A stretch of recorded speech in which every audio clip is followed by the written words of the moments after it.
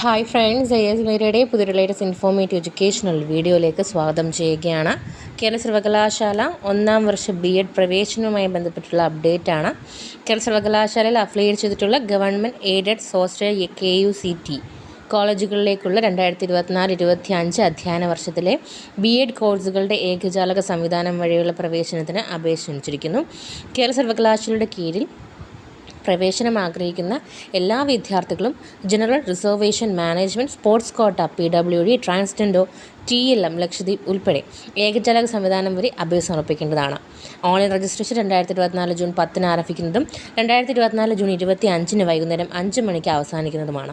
Online രജിസ്ട്രേഷൻ്റെ അവസാന തീയതി വരെ അപേക്ഷയിൽ തെറ്റുകൾ തിരുത്താവുന്നതാണ്. വിദ്യാർത്ഥികൾ 20 ഓപ്ഷൻ വരെ സെലക്ട് ചെയ്യാവുന്നതാണ്.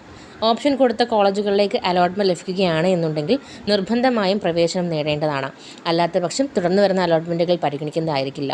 പ്രവേശനം ആഗ്രഹിക്കുന്ന കോളേജുകളും പ്രോഗ്രാമുകളും മാത്രം മുൻഗണനാക്രമത്തിൽ തിരഞ്ഞെടുക്കാൻ പ്രത്യേകം ശ്രദ്ധിക്കേണ്ടതാണ്.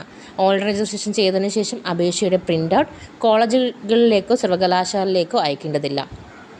അപേക്ഷയുടെ പ്രിൻ്റ് ഔട്ടും ഫീസ് അടച്ചതിൻ്റെ രസീതും പ്രവേശന സമയത്ത് അതാത് കോളേജുകളിൽ ഹാജരാക്കേണ്ടതാണ്.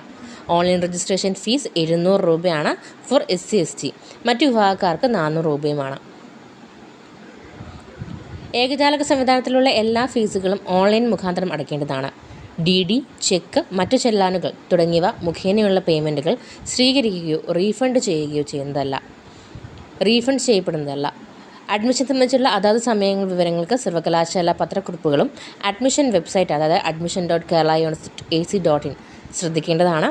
ഹെൽപ്പ്ലൈൻ നമ്പർ 9188524612 വാട്സപ്പ് ചെയ്യാനും നിങ്ങൾക്ക് സാധിക്കുന്നതാണ്. ഇനി ഇമെയിലാണ് BEd@keralauniversity.ac.in. ഇതിൽ നിങ്ങൾ കോൺടാക്ട് ചെയ്തിട്ട് നിങ്ങൾക്ക് എന്തെങ്കിലും തരം എൻക്വയറി ചെയ്യണമെന്നുണ്ടെങ്കിൽ തീർച്ചയായിട്ടും ഈ ഓപ്ഷൻസ് യൂസ് ചെയ്ത് നിങ്ങൾക്ക് എൻക്വയറി ചെയ്യാവുന്നതാണ്. അപ്പം വീഡിയോ ഉപകാരപ്പെട്ടു എന്ന് കരുതുന്നു.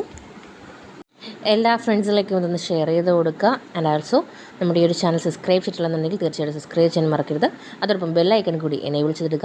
എങ്കിൽ മാത്രമേ നമ്മൾ അപ്ലോഡ് ചെയ്യുന്ന കാര്യങ്ങൾ നിങ്ങളിലേക്ക് അപ്പോൾ എത്തുകയുള്ളൂ. Thank you.